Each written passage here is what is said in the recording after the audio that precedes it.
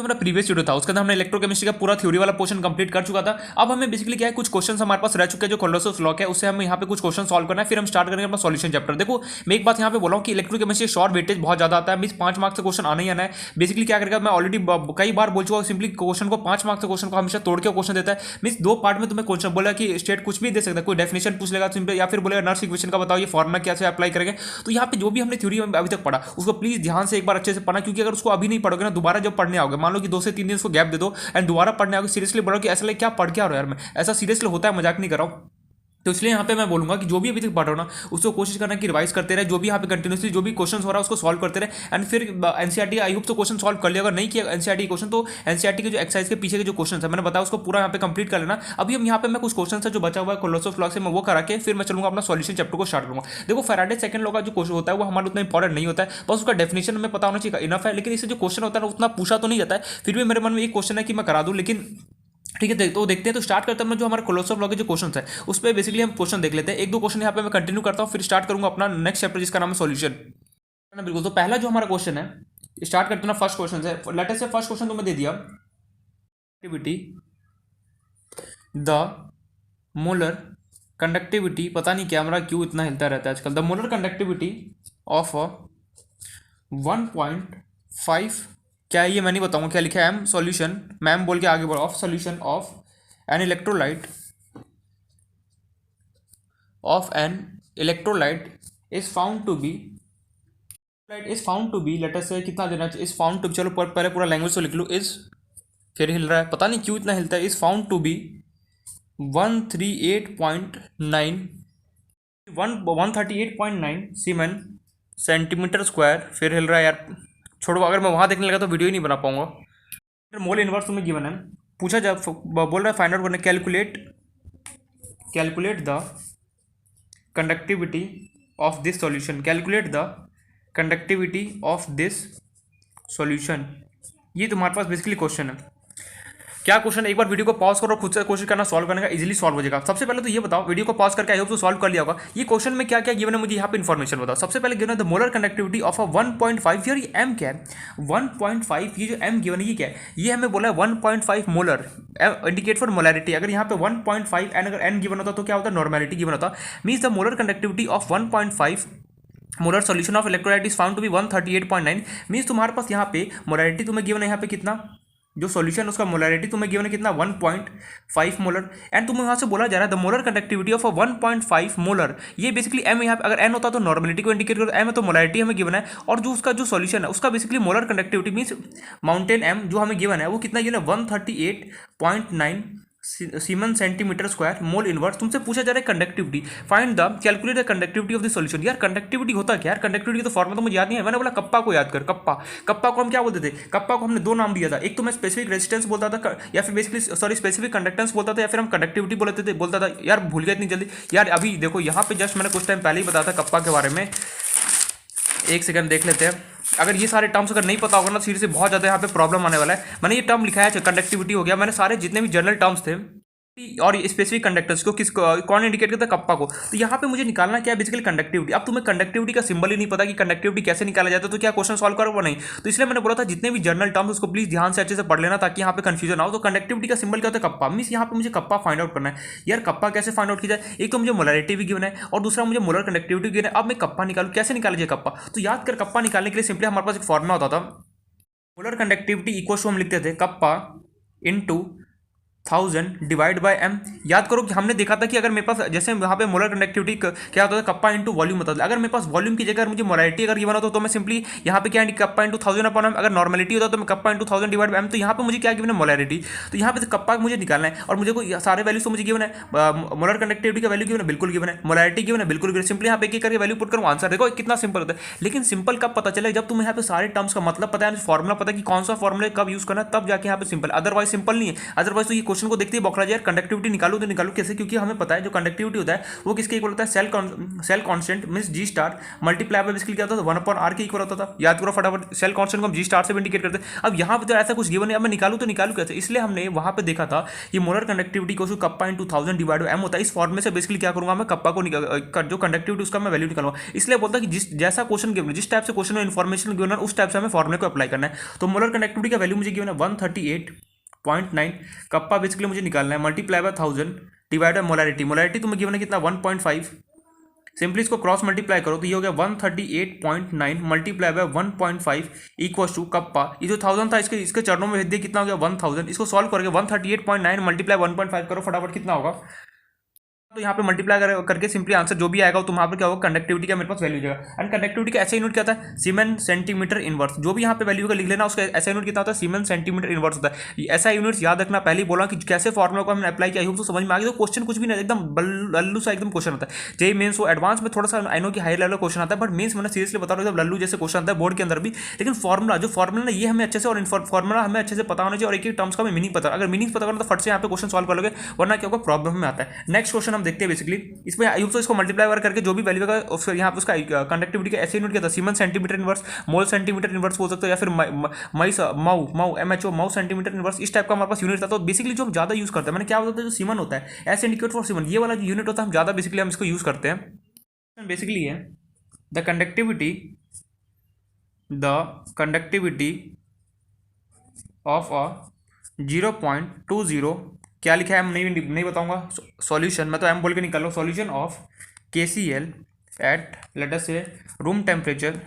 देखना क्वेश्चन का लैंग्वेज इस तरीके से तुम्हें घुमाएगा, at room temperature is 0.0248 siemens centimetre inverse, calculate the molar conductivity. Video को एक मिनट के लिए पॉज करो और खुद से अटेम्प्ट करो क्वेश्चन को कि कैसे इसको, क्योंकि सारा इन्फॉर्मेशन, सारा जितना भी थ्योरी वाला पोर्शन था हम पूरा कवर अप कर चुके हैं। अब तुम्हारा सिंपली काम क्या है कि जो भी मैं क्वेश्चन था उसको एक मिनट की ईमानदारी से बाय हार्ट वीडियो को पॉज किया करो और क्या करो, खुद से सॉल्व करने की कोशिश किया करो। तो वीडियो को आई होप से पॉज करके एक मिनट सॉल्व कर लिया होगा। मैं यहाँ पर बताता हूँ क्वेश्चन क्या है। हमें बोला जा रहा है द कंडक्टिविटी ऑफ 0.20, ये यार 0.20 m क्या है, यार 0.20 ये m क्या इंडिकेट कर रहा है, मीन्स मुझे यहाँ पे कोई सॉल्यूशन है, सॉल्यूशन किसका, KCl का है।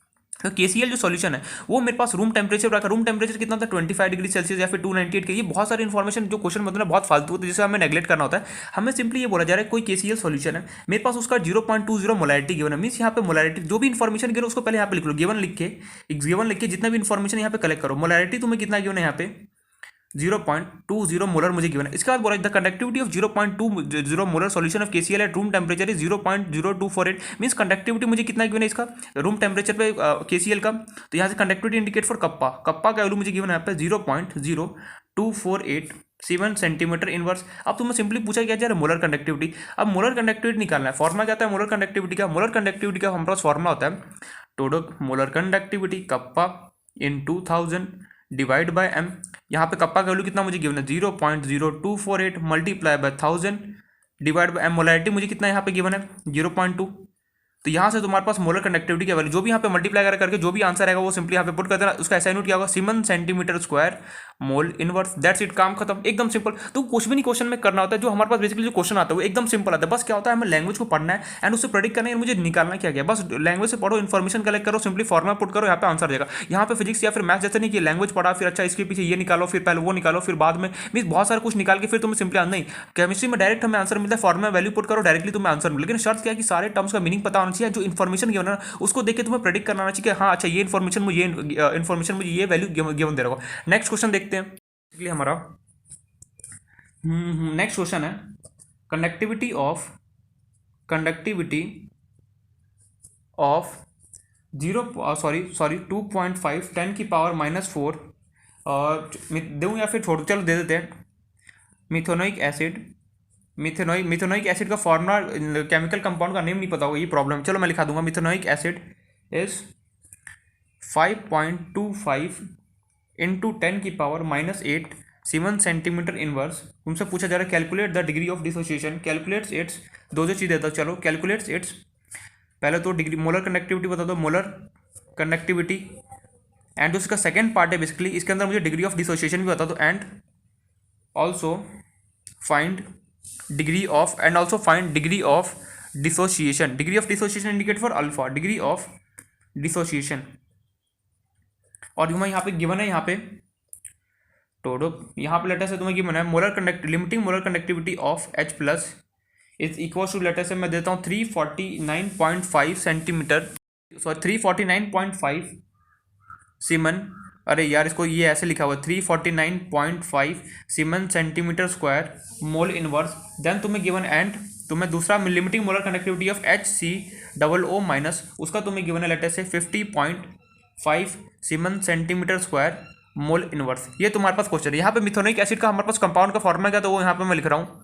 उसका कंपाउंड का हमारे पास फॉर्म होता है H, फॉर्मूला होता है HCOOH. मिथोनिक एसिड जो होता है ना, उसका कंपाउंड फॉर्मूला होता है तुम्हारे पास, मैं लिख भी दे रहा हूँ यहाँ पे. मिथोनिक एसिड का जो कंपाउंड फॉर्मूला होता है उसका नाम होता है HCOOH. That's it. आगे सॉल्व करो. वीडियो को 1 मिनट के लिए पॉज करो एंड एक से नहीं, इसको मैं क्वेश्चन को दूंगा तुम्हें 1 मिनट 30 सेकंड दे रहा हूँ, ठीक है. इससे ज़्यादा क्वेश्चन है ही नहीं. इस वीडियो को पॉज करो, खुद से अटेम्प्ट करने की कोशिश करो. तो आई होप सो वीडियो को पॉज करके क्वेश्चन को सॉल्व कर लिया होगा. अब यहाँ पे क्वेश्चन क्या क्या बोला वो पढ़ो. सबसे पहले बोला कि कंडक्टिविटी ऑफ 2.5 × 10 की पावर -4 मोलर. ये M इंडिकेट किया मोलर मीन्स यहाँ पे यार मुझे सबसे पहले तो मुझे पता चल गया M इंडिकेट फॉर मोलरिटी. अगर N होता तो नॉर्मलिटी गिवन है, तो मोलरिटी मुझे सोल्यूशन का कितना गिवन है, जो मिथोनिक एसिड है उसका सॉल्यूशन है कंपाउंड सर, उसका मुझे मोलरिटी कितना गिवन है 2.5 × 10 की पावर -4 मोलर गिवन है. चलो ये तो क्लियर हो गया. कंडक्टिविटी मुझे यहाँ पे कितना गिवन है इसका 5 पॉइंट. कंडक्टिविटी को किससे इंडिकेट होता है, कप्पा. यहाँ पे कप्पा 5.25 × 10 की पावर -8 सीमन सेंटीमीटर इनवर्स. अब मुझे कैसे पता चला, देखो यहाँ पे साफ साफ मिला कंडक्टिविटी ऑफ 2.5 10 की पावर -4 मोलर. मोलर बोला, फिर मोलरिटी बोला, मिथोनिक एसिड दिस मीन्स कंडक्टिविटी जो मेरे पास मिथोनिक एसिड होगा उसका इतने मोलरिटी सॉल्यूशन के अंदर मुझे कितना गिवन है कंडक्टिविटी दिस. हमें बोला जा रहा है calculate is molar conductivity means molar conductivity एक तो फाइंड करना है एंड दूसरा मेरे से पूछा जा रहा है degree of dissociation means alpha मुझे फाइंड आउट करना है. अब यार कैसे फाइंड आउट किया जाए, सबसे पहले तो मुझे मोलरिटी फाइंड आउट करना है means molar conductivity find out करना, सॉरी. तो मोलर कंडक्टिविटी फाइंड आउट करने का फॉर्मूला होता है मेरे पास kappa in 2000 divide by M. M क्या होता है मोलरिटी. तो क्वेश्चन देखो, क्वेश्चन को देख के तुम्हें प्रेडिक्ट करना है, लैंग्वेज को प्रेडिक्ट करना है कि इसका ये इन्फॉर्मेशन मुझे क्या यहाँ पे दे रहा होगा. तो सीधे सीधे बात है यहाँ पे वैल्यू पुट करना. तो कप्पा का हमें वैल्यू कितना गिवन है 5 पॉइंट. देखो मल्टीप्लाई वगैरह मैं नहीं कर रहा हूँ क्योंकि मैं चाहता हूँ खुद से थोड़ा सा कैलकुलेशन करो. मल्टीप्लाई बाय कितना गिवन है 1000 डिवाइड बाय मोलरिटी तुम्हें कितना गिवन है यहाँ पे 2.5 × 10 की पावर -4. इसको जब सॉल्व करोगे लेटेस्ट इसको मैं कर ही देता हूँ एक 5.25 × 10 की पावर -8 मल्टीप्लाई बाय, इसको मैं 10 की पावर 3 लिख सकता हूँ बिल्कुल.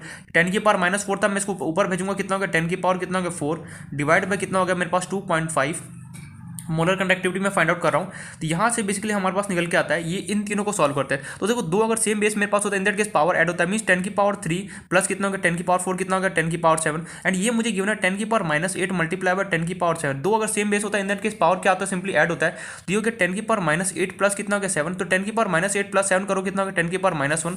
इसको सॉल्व किया मैंने तो कितना हो गया 5.25 मल्टीप्लाई बाय 10 की पावर -1 डिवाइड बाय कितना हो गया 2.5. तो यहाँ से जब इसको सॉल्व करोगे निकल गया मोलर कंडक्टिविटी मेरे पास आता है ये गया 2 पॉइंट से पॉइंट कैंसिल हो गया. बेसिकली ये मेरे पास आएगा 210 सीमन सेंटीमीटर स्क्वायर मोल. देख लेना मल्टीप्लाई वगैरह करके ये आंसर अब मैं डायरेक्टली कर दिया, मैंने पॉइंट से पॉइंट कर दिया, ठीक है. तुम्हें मैथड समझ में नहीं आएगा अभी तो देख लेना एक बार, तुम मल्टीप्लाई वगैरह करके देख लेना एक बार. 10 की पावर -4 को तुम सिंपली अगर नीचे भेजोगे कितना हो गया 100 हो जाएगा. तो 2.5 × 100 मल्टीप्लाई करो कितना हो गया बस 25 हो गया. 25 को 5.25 से डिवाइड करोगे तो क्या होगा सिंपली ये आंसर आएगा. तो यहाँ से यार मोलर कंडक्टिविटी तो चलो मेरे पास आगे कितना हो गया मेरे पास 210 semen centimetre square mole inverse मेरे पास आ गया. पहला काम तो हमारा निपट गया. अब दूसरा क्वेश्चन दूसरा पार्ट क्या पूछा, find the degree of dissociation. या डिग्री ऑफ डिसोसिएशन क्या होता है अल्फा. अल्फा होता क्या है molar conductivity divide by limiting molar conductivity, इनका रेशियो होता है बेसिकली.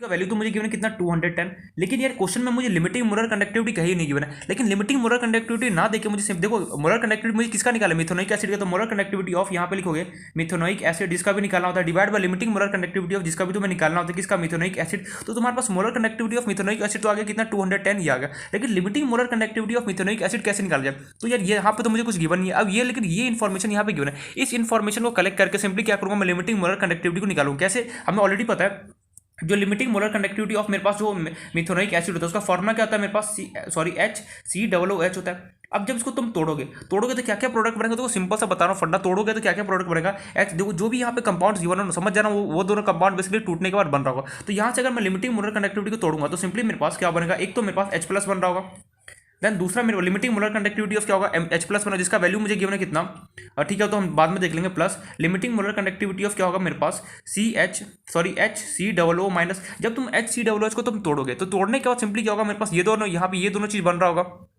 बहुत अजीबो गरीब सा कंपाउंड क्यों बनाओ। तो अगर मुझे लगे तोड़ने के बाद मुझे समझ में नहीं आ रही, जैसे मिथेनोइक एसिड है, तुम्हें नहीं पता कि मान लो एग्जाम में क्वेश्चन आ गया मिथेनोइक एसिड का, तुम्हें पता चला कि फॉर्मुला मुझे नहीं पता है। अगर फॉर्मुला मुझे नहीं पता है तो सिंपली क्या करूँ, जो भी यहाँ पे कंपाउंड गिवन होना उसका लिमिटिंग मोलर कंडक्टिविटी समझ जाना, ये वो जो मिथेनोइक एसिड होगा उसको जब तोड़ोगे तो सिंपली क्या होगा, ये तो इन लोग कंबाइन कर दो क्या होगा एच सी डबल ओ, और इसके साथ जोड़ दो क्या होगा एच, तो ये कंपाउंड फॉर्मुला बन गया एच सी मिथेनोइक एसिड का। चलो एनीवेज, तो ये मेरे पास लिख दिया मैंने limiting molar conductivity of H plus plus limiting molar conductivity of H C double O minus लिख दिया। अब लिमिटिंग, अब यहाँ उसके बाद मैंने पूछा क्या तेरे पास कोई नंबर है यहाँ पे कंपाउंड मीन्स यहाँ पे कुछ आगे नंबर उसमें एच प्लस, मैंने एच प्लस से पूछा कोई नंबर उसमें बोला नहीं, H C double O minus से पूछा क्या कोई नंबर उसमें बोला नहीं यार, मैंने आगे कोई नंबर मैंने एज इट इज लिखा। अब limiting molar conductivity of H plus कितना गिवन है 349.5 plus limiting molar conductivity H C W minus कितना गिवन है तुम्हें 50.5, जब इसको तुम ऐड करोगे तो ये हो गया 5 प्लस कर देता हूँ, ठीक है डायरेक्ट नहीं करूँगा, 349.5 प्लस कितना हो गया 50.5, 5 प्लस 5 10, 9 कितना हो गया वो 10, 5 प्लस 4 9 कितना हो गया 10, 3 प्लस कितना हो गया 4, तो यहाँ से आ गया 400, यहाँ से मेरे पास limiting molar conductivity H C W H कितना गया 400, और कैसे उसका ऐसा यूनिट कितना siemens centimetre square mole inverse होता है, सिंपली यहाँ पे पुट कर दो तो अल्फा इक्वल टू कितना होगा 210 डिवाइड बाय कितना हो गया 400, तो जब इसको सॉल्व करोगे तो बेसिकली 0 पॉइंट कितना 0 पॉइंट अगर मैं इसको सॉल्व करूँ तो एक जीरो तो देख निकल गया 40 डिवाइड बाय 21 करोगे 0.45 जो, तो मीन 0.525 इसके आसपास मेरे पास आएगा, मीन्स अल्फा का वैल्यू कितना गया, डिग्री ऑफ डिसोसिएशन कितना गया 0.525 अगर दैट्स इज खत्म कहानी। तो वो क्वेश्चन हमारे पास क्या होगा एकदम सिंपल सा होता है। अभी जितने भी हमने को देखो सिंपल में इसलिए बोला क्योंकि कुछ इस क्वेश्चन के अंदर कोई रॉकेट साइंस है बिल्कुल नहीं, हमें सिंपली क्या करना है कि क्वेश्चन को पढ़ रहा हूँ, मुझे जो वैल्यूज निकाला मैं एक फॉर्मुला यहाँ पे पुट करता रहा, जो भी हमने अभी तक पढ़ा, देखो ऐसा तो कुछ नहीं है कि हमने नया है, इसमें ऐसा कुछ नहीं है, कोई टर्म है जिसको अभी तक हमने नहीं पढ़ा, डिग्री ऑफ डिसोसिएशन पढ़ चुके हैं, मोलर कंडक्टिविटी कैसे निकाला जाता है, लिमिटिंग मोलर कंडक्टिविटी कैसे, सारे टर्म बेसिकली हम एक एक करके सब कुछ यहाँ पे पढ़ चुके हैं। ऐसा कोई भी यहाँ पे टर्म नहीं जिसके बारे में हमने नहीं पढ़ा, इसलिए बेसिकली क्या मैंने बोला था जो भी जनरल टर्म्स है जितने भी हमारे पास जनरल सारे को एक बार अच्छे से रिवाइज कर लो कैसे उसका यूज किया जाता है। यहाँ पे हम क्वेश्चन में देख रहे हैं लिमिटिंग मोलर कंडक्टिविटी अगर मुझे कभी भी निकालना होता तो यहाँ देखना अगर क्वेश्चन में डायरेक्ट नहीं गिवन तो ये जो इन्फॉर्मेशन गिवन है इस इन्फॉर्मेशन को देख के तुम्हें क्या होता है लिमिटिंग मोलर कंडक्टिविटी का वैल्यू निकालना होता है, सिंपली यहाँ पे पुट करो आंसर आ गया। तो ये क्वेश्चन एक और क्वेश्चन इस पर मैं कराता हूँ, फिर मैं एक दो क्वेश्चन होमवर्क दे दूंगा, ठीक है, उसके बाद मैं होमवर्क दे दूंगा। क्वेश्चन देखो इसमें इसी टाइप का क्वेश्चन आएगा, तुमसे पूछ सकता है कि limiting molar conductivity find out करो, बहुत सारी इन्फॉर्मेशन देके तुमसे लिमिटिंग मोलर पूछ सकता है, डिग्री ऑफ डिसोसिएशन पूछ, इसी टाइप से क्वेश्चन क्या होता है घूमता फिरता रहता है जो कि हमें आना चाहिए। एक क्वेश्चन मैं और दे रहा हूँ उस पर, लेट अस से the resistance of a conductivity cell, the resistance of a conductivity cell, the resistance of conductivity cell containing 0.00, वैसे 0 बोलना नहीं चाहिए, ठीक है, पर हैबिट बन चुका है 0 बोलने का, तो 0.001 मोलर क्यों बोल दिया, ठीक है, M KCl solution at 298 kelvin is 1500 ohm. तुमसे पूछा जा रहा है what is the cell constant, what is the cell constant, what is the cell constant if the conductivity is if the conductivity of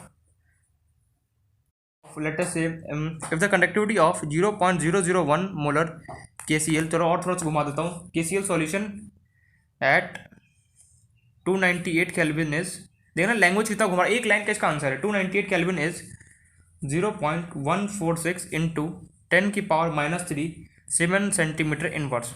solve this question. 1 minute video को pause, इसमें बहुत सारे information ऐसे गिवन है जो कि हमें use नहीं करना है, तो वीडियो को पॉज करो 1 मिनट के लिए, खुद से क्या करो अटेम्प्ट करो, इजीली सॉल्व हो जाएगा, मुझे पता है, बस 1 से 2 लाइन का इसका आंसर, अगर इसको लैंग्वेज पकड़ लिया ना इसमें जो इन्फॉर्मेशन गिवन है, बाकी तो इसमें कुछ है ही नहीं इसके अंदर। सेल कांस्टेंट निकालना क्या फॉर्मूला था वो पुट करो, एक एक का यहाँ पे वैल्यू पुट करो, इजीली आंसर आ जाएगा, कर लिया होगा। तो देखो यहाँ पे हमें क्या गिवन है, the resistance of conductivity of cell is 0, जो मेरे पास हमें resistance of cell the resistance of a conductivity cell containing 0.01 means molarity KCl जो है उसका मेरे पास मोलैरिटी कितना गिवन है 0.001, ठीक है, M indicate for molarity, means KCl solution का मुझे मोलैरिटी गिवन है 0. कितना 298 केल्विन पे गिवन, चलो ठीक है। व्हाट इज द सेल, मुझे पूछा जा रहा है सेल कांस्टेंट, सेल कांस्टेंट को रिप्रेजेंट किसी किया जाता है तो G* से किया जाता है, मैं ऑलरेडी बोल चुका हूँ, या फिर तुम सिंपली सेल कांस्टेंट भी लिख सकते हो। हमसे पूछा रहा है सेल कांस्टेंट मेरे पास क्या होगा, उसके बाद हम क्या इन्फॉर्मेशन गिवन है, if the conductivity of 0.01 molar KCl solution at 298 kelvin, this means मेरे पास जो 0.01 जो KCl सॉल्यूशन का जो मोलैरिटी है उसका मेरे पास कंडक्टिविटी मुझे गिवन है, कंडक्टिविटी इंडिकेट फॉर कप्पा, उसका वैल्यू मुझे गिवन है कितना टू 0.146 इंटू 10⁻³ और यहाँ पे एक बात मैं भूल गया लिखना, जो रेजिस्टेंस है, मुझे रेजिस्टेंस भी कितना गिवन है 1500 ओम मुझे गिवन है।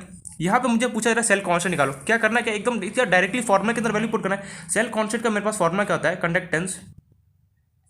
कंडक्टेंस मल्टीप्लाई बाय, क्या होता था फटाफट याद करो, conductance multiply by what, G star conductance, जो मेरे पास सेल कांस्टेंट उसका value conductance multiply by resistance होता है, बिल्कुल भी नहीं। मेरे पास याद करो जी स्टार जो बेसिकली होता था मेरे पास सेल कांस्टेंट, उसका मेरे पास फॉर्मूला क्या होता था, लेंथ अपॉन क्या होता था, एरिया होता था, ये वाला फॉर्मूला था। एल क्या होता था, दो इलेक्ट्रोड्स के बीच में डिस्टेंस, और ये क्या होता था, एरिया ऑफ इलेक्ट्रोड। लेकिन यार यहाँ पर ऐसा कुछ मेरे पास इन्फो ना तो लेंथ के बारे में बात करना है, एरिया के बारे में। अब कैसे निकाला जाए, तो सिंपली मुझे पता है जो मेरे पास कटप्पा होता है, मीन्स कप्पा, सॉरी कटप्पा नहीं, जो कप्पा होता है उसका फॉर्मूला क्या होता है मेरे पास, कंडक्टेंस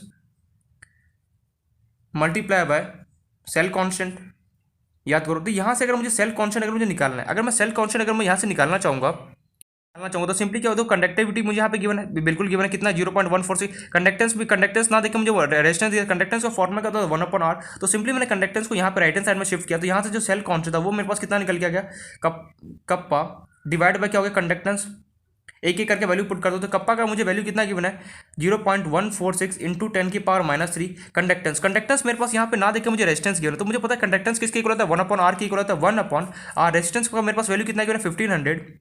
तो सिंपली 1500 को ऊपर इसको मल्टीप्लाई करोगे तो तुम्हारे पास सेल कांस्टेंट या फिर जी स्टार बोलो कितना आएगा 0.146 multiply by 10⁻³ as it is. ये 1500 क्या ऊपर जाके मल्टीप्लाई हो गया, तो सिंपली जो भी यहाँ पे मल्टीप्लाई करने का जो भी आंसर आएगा वो क्या होगा, तुम्हारा सेल कांस्टेंट का बेसिकली वैल्यू हो जाएगा। यार कैसे निकाल दिया तूने, और कैसे नोट करता है सेंटीमीटर इनवर्स, कैसे निकाल दिया तूने, बिल्कुल कुछ नहीं किया। मुझे पता है जो सेल कांस्टेंट होता है फॉर्मूला का लेंथ अपॉन एरिया होता है, लेकिन ये ना तो यहाँ पे लेंथ गिवन है ना मुझे एरिया गिवन है। यहाँ पे किसके बारे में बात हो रहा है, यहाँ पे मुझे बात किया जा रहा है कंडक्टेंस और मेरे पास रेजिस्टेंस गिवन है। अब यहाँ से मैं सेल कांस्टेंट कैसे निकालूँ, तो मुझे मेरे दिमाग में एक फॉर्मूला, मैंने बोला यार जो कप्पा होता था वो किसके होता है, कंडक्टेंस इंटू सेल कांस्टेंट की। यहाँ से अगर मुझे सेल कांस्टेंट निकालना तो सिंपली क्या करूँगा, कप्पा को नीचे डिवाइड कर कंडक्टेंस से, ये आ गया। कप्पा का वैल्यू मुझे क्यों था लिख दिया यहाँ पे, कंडक्टेंस क्या होता है 1/r की इक्वल होता है, तो 1/r मेरे पास क्या होगा रेजिस्टेंस, सिंपली यहाँ पे पुट के इसको यहाँ पे मल्टीप्लाई करूँगा तो जो भी मेरे पास यहाँ पे आंसर है फाइनली मेरे पास आंसर रहेगा, दैट्स इट। तो देखा इस तरीके से किसी भी क्वेश्चन को हम कैसे सॉल्व कर सकते हैं। यहाँ पे लैंग्वेज घुमा दी उसने, लैंग्वेज घुमा के तुम्हें डायरेक्टली उसने सेल कांस्टेंट को अगर मेरे पास दूसरे तरीके से पूछना जाएगा तो इस तरीके से बेसिकली पूछ सकता है, जो कि मैंने यहाँ पे बता दिया। अब मैं यहाँ पे कुछ क्वेश्चन दे रहा हूँ, उसको प्रैक्टिस करने दो। इस चैप्टर में न्यूमेरिकल जो होता है एकदम आसान आता है, बस थोड़ा सा यहाँ पे जो भी हम पढ़ रहे हैं उसको एकदम ध्यान से फोकस करके पढ़ लो, एंड जितने भी मैं क्वेश्चन है उसको अच्छे से पढ़ लूँगा, इजीली कोई भी क्वेश्चन को वहाँ पे सॉल्व कर सकते। बस यहाँ पे यही है कि जो भी यहाँ पे पढ़ो ध्यान से मगअप मत करना, रट्टाफिकेशन मत करना। एक फॉर्मूले से दूसरा फॉर्मूले अगर मुझे जाना है तो कैसे हम जा सकते हैं वो भी हमें माइंड में गेम चलना चाहिए साथ साथ में पैरेलल, ठीक है। तो यहाँ पे मैं कुछ क्वेश्चन दे रहा हूँ जिसको प्रैक्टिस करना है, देन स्टार्ट करता हूँ मैं सॉल्यूशन चैप्टर। ये रहा द रेजिस्टेंस ऑफ शायद ये क्वेश्चन करा चुका हूँ क्या मैं, चलो ठीक है, नहीं अगर करा भी थी तो क्या होगा, प्रैक्टिस कर। The resistance of 0.01 molar NaCl solution at 298 Kelvin is 200 ohm. Find the cell constant. Find the cell constant. Cell constant. Find the find the molar conductivity. Find the molar conductivity of the solution if cell constant is unity. पहला question तो ये रहा, एकदम simple सा question है, बस थोड़ा सा यहाँ पे लॉजिक लगाना सॉल्व हो जाएगा।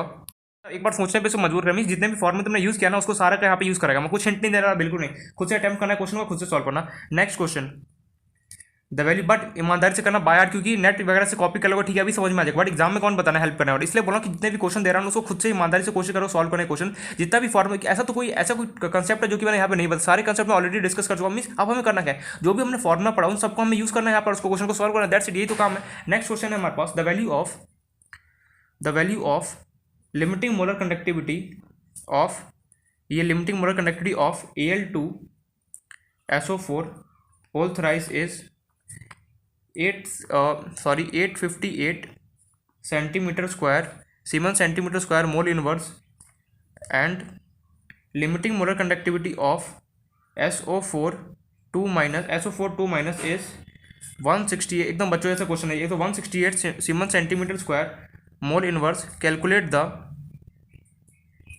The limiting molar conductivity, calculate the limiting molar conductivity, एक सेकेंड, ऑफ Al3+।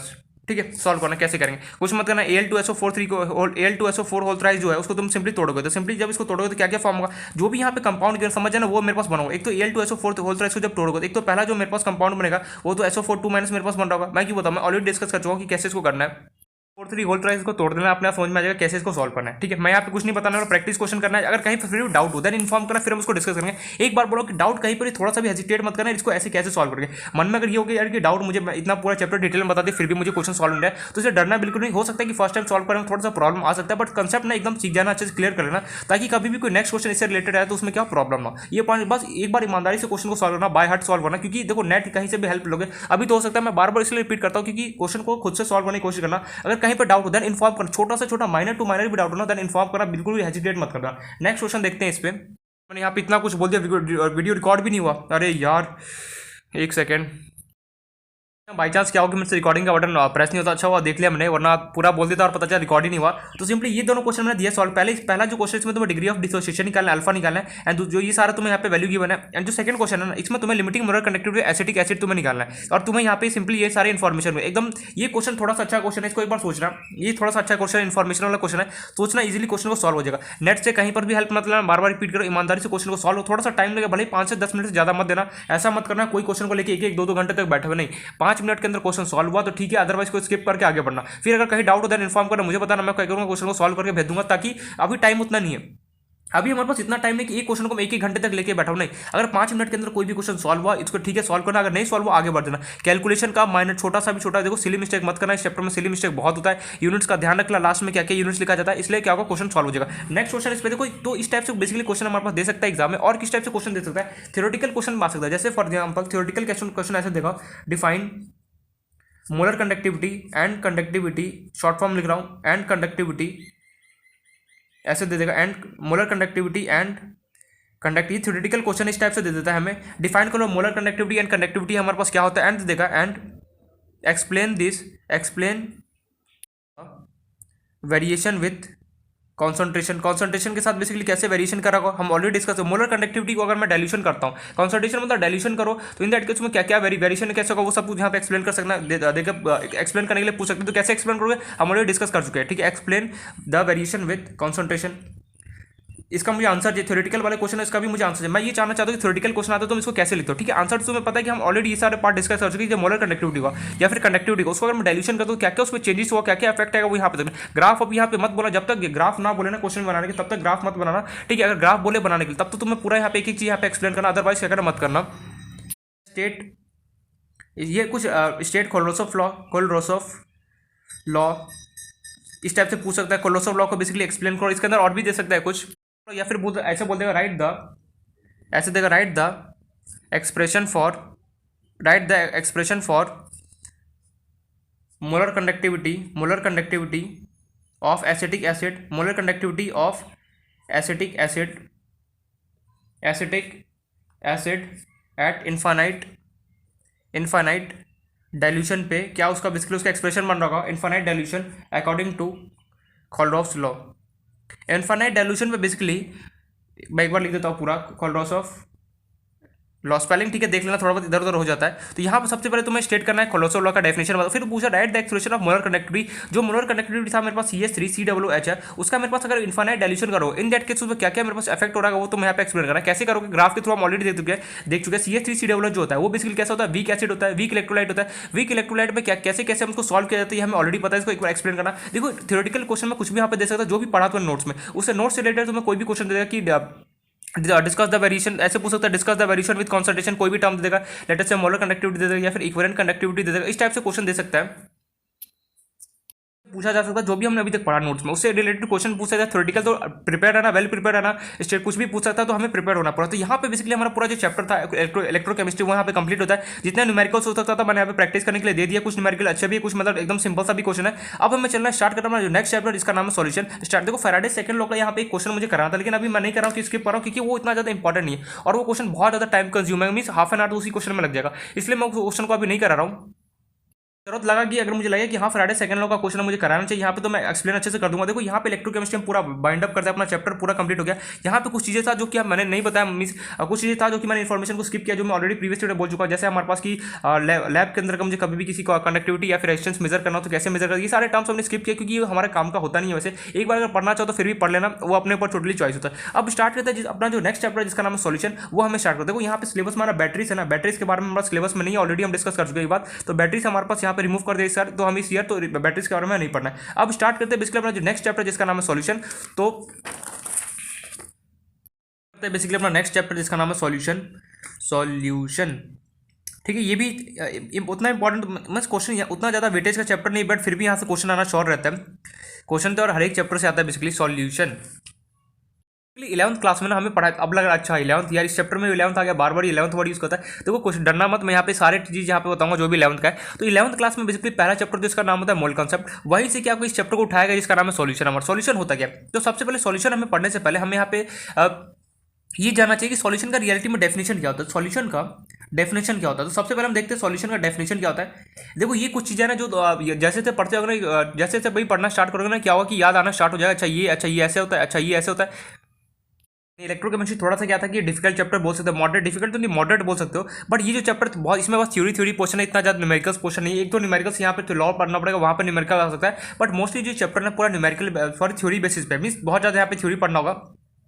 तो देखो ये सॉल्यूशन को कहाँ से उठाएगा, सॉल्यूशन को बेसिकली जो हमारा मोल कंसेप्ट था वहाँ से बेसिकली इस चैप्टर को यहाँ पे डराइव किया गया। तो सबसे पहले हम देखते हैं सॉल्यूशन वर्ड का मतलब क्या है। तो देखो डेली लाइफ में बहुत ज़्यादा यूज़ करते हैं सॉल्यूशन वर्ड, हमें पता नहीं चलता सॉल्यूशन है क्या। तो सॉल्यूशन का सीधी डेफिनेशन होता है a homogeneous mixture, a homogeneous mixture. मैं सब कुछ बताऊंगा, पहले डेफिनेशन लिख लो एक बार, what is solution. A homogeneous mixture containing two or more substance,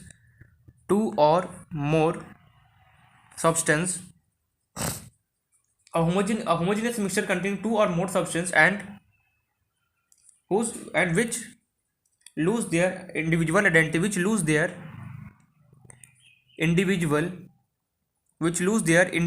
identities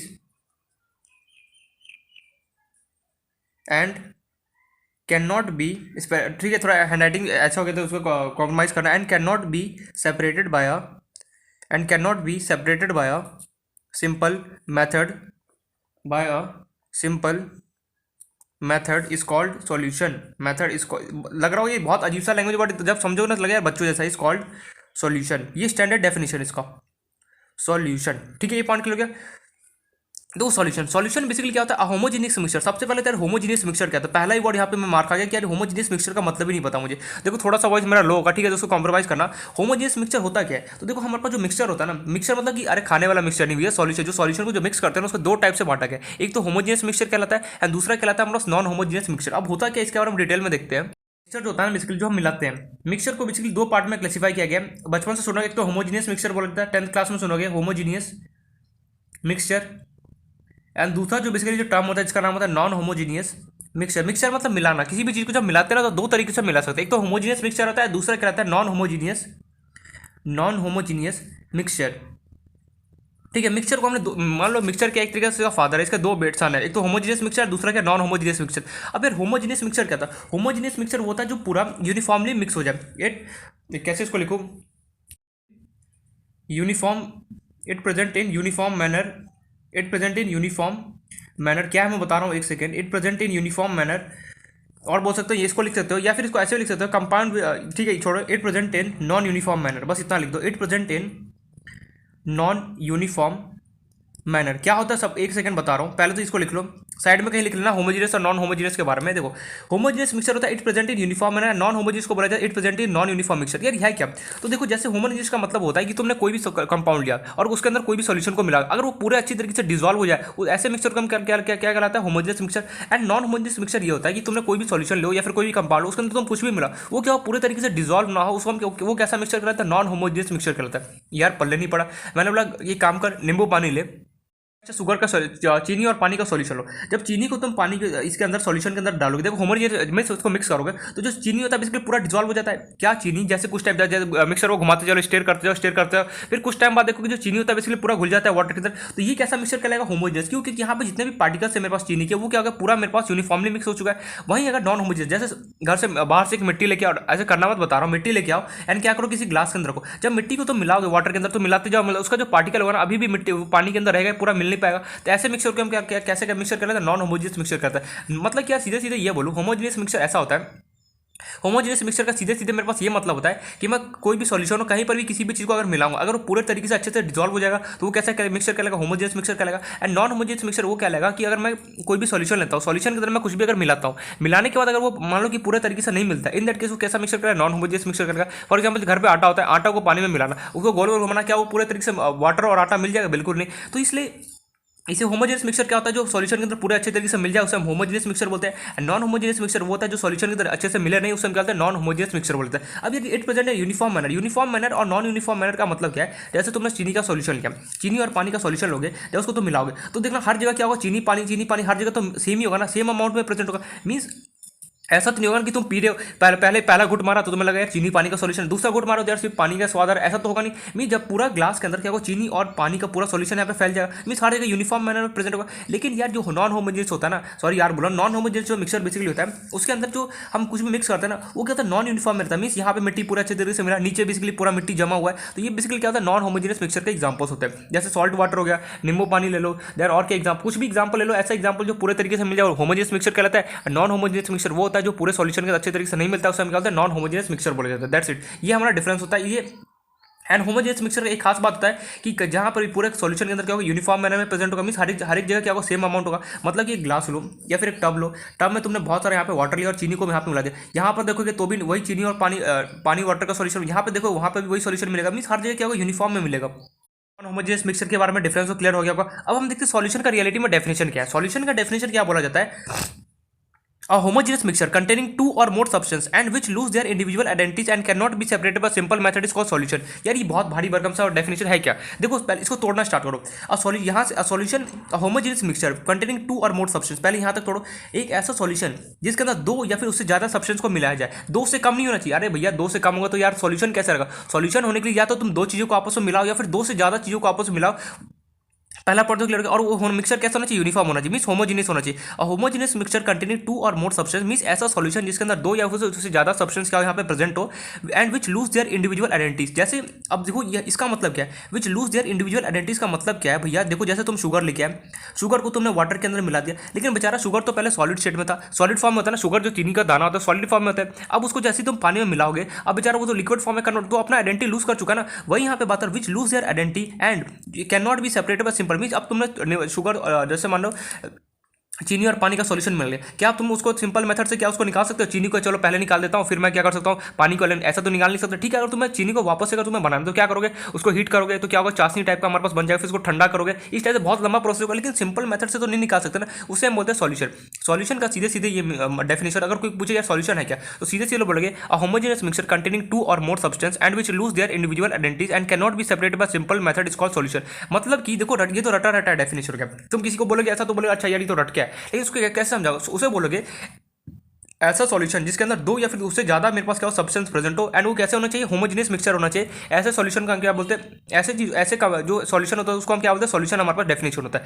point clear हो गया? नहीं पॉइंट क्लियर होगा। मैं यहाँ पे ये बोल रहा हूँ जो सॉल्यूशन होता है, सॉल्यूशन का डेफिनेशन मेरे पास क्या होता है? ऐसा कोई सॉल्यूशन मींस यहाँ पे मान लो कंटेनर है, इसके अंदर दो या फिर उससे ज्यादा को अगर सब्सटेंस को अगर तुम यहाँ पे मिक्स कर दोगे और अगर यूनिफॉर्म वे में प्रेजेंट होगा, वो क्या कहलाएगा? हमारा सॉल्यूशन कहलाता है। तो ये यहाँ पे डेफिनेशन क्लियर है। तो सॉल्यूशन का बेसिक सा डेफिनेशन है ऐसा मिक्सचर जो दो चीज को मिलाओगे तभी जाकर मिक्सचर बनेगा। दो या फिर उससे ज्यादा सब्सटेंस को अगर तुम मिलाओगे तो क्या होगा मेरे पास मिक्सचर, या फिर दो को भी मिला लोगे, अगर पानी और चीनी को मिला, दो चीज को मिला तो भी मेरे पास मिक्सचर प्रेजेंट हो जाएगा। कैसा मिक्सचर होना चाहिए? Homogeneous mixture. Homogeneous mixture present हो एंड उसको हम क्या करो, जो भी कंपाउंड तुम लोगे या फिर जो भी एलिमेंट लोगे वो क्या करेगा, जैसे तुम सॉल्यूशन के अंदर रखोगे क्या होगा, अपना जो आइडेंटिटी उसको लूज कर देगा। जैसे तुमने शुगर लिया, शुगर को पानी के अंदर मिलाओगे तो सिंपली ये बेचारा पहले तो सॉलिड में था, लेकिन अब क्या होगा, पानी के साथ मिलकर कैसा लिक्विड फॉर्म में कन्वर्ट हो गया, तो उसने आइडेंटिटी अपना लूज किया ना, एंड उसको हम सिंपल मेथड से नहीं निकाल सकते। इसी को हम क्या बोलते हैं? सॉल्यूशन बोला जाता है। एकदम दैट्स इट, सबसे एकदम बेसिक सा डेफिनेशन क्लियर हो यहाँ पे। तो सॉल्यूशन का सीधे सीधे ये मतलब है कि ऐसा कोई भी सब्सटेंस मीन्स दो या फिर उससे ज़्यादा सब्सटेंस को तुम क्या करो, कम दो या फिर उससे ज़्यादा सब्सटेंस को मिला दो, और मिलाना कैसे, होमोजेनियस मिक्सचर करना है, इसे हम क्या होता है, सब सॉल्यूशन बोला जाता है। एकदम बेसिक सा definition, I hope so definition clear हो गया। हमें यहाँ पे बेसिकली दो से ज़्यादा हमें पढ़ना नहीं, हम यहाँ पे जितना भी इस चैप्टर में जो भी डील करेंगे हम ये देखेंगे दो कोई भी सब्सटेंस को यहाँ पे मिला रहे हैं, उसमें क्या क्या चेंजेस हो रहा है वो हमें यहाँ पे चीज़ें पढ़ना है। तो यहाँ पे बेसिकली देखो, वैसे तो मिलाने को तुम बहुत सारे कुछ मिल, जैसे तुम्हें नींबू पानी बनाया तो क्या करोगे, एक तो तुम शुगर मिला दोगे, फिर सॉल्ट मिला दोगे, फिर नींबू मिला दोगे, बहुत सारी चीज़ों का यहाँ पे सब्सटेंस मिला दोगे। लेकिन हमें यहाँ पे जो भी पढ़ना है सिर्फ और सिर्फ क्या करना है, बेसिकली दो चीज़ों को, दो सब्सटेंस को हम जो मिला रहे हैं, मिक्स करेंगे, उससे रिलेटेड मिक्स करने का क्या क्या यहाँ पे चेंजेस हो रहा है वो हमें यहाँ पे सिंपली देखना है। तो यहाँ पे एक टर्म होता है जिसका नाम है solution, binary solution. Binary solution, देखो बाइनरी मतलब दो, मीन्स बाइनरी सॉल्यूशन मतलब होता है मिक्सचर ऑफ टू कंपोनेंट। वही हमें इस पूरे चैप्टर में देखना है, मिक्सचर ऑफ टू कंपोनेंट। कोई भी तुम दो चीज को लो, आपस में मिक्स कर दो और उसमें क्या क्या चेंजेस होगा, बस वही यहाँ पे हमें पढ़ना होगा, मिक्सचर ऑफ टू कंपोनेंट्स। ठीक है, दो से, अब देखो दो से ज्यादा चीजों भी हम पढ़ सकते हैं, बट हमारे सिलेबस में भी सिर्फ और सिर्फ क्या करना है, हमें दो चीजों को जब तुम मिला रहोगे, मिक्स करोगे, इन दैट केस में क्या क्या चेंजेस हो रहा है वो तुम यहाँ पे पढ़ना है। सॉल्यूशन का डेफिनेशन क्लियर हो गया, होमोजेनियस मिक्सचर क्या होता है, नॉन होमोजेनियस मिक्सचर क्या होता है, आई होप ये डेफिनेशन क्लियर हो गया। बाइनरी सॉल्यूशन का मतलब होता है दो mixture of two components, means दो कंपोनेंट्स का जो मिक्सचर होगा वही हमें इस चैप्टर में पढ़ना। तो लिख लेना यहाँ पे साइड में, इन दिस